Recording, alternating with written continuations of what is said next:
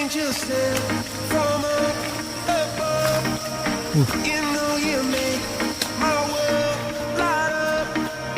When I was down, when I was hurt, you came to me.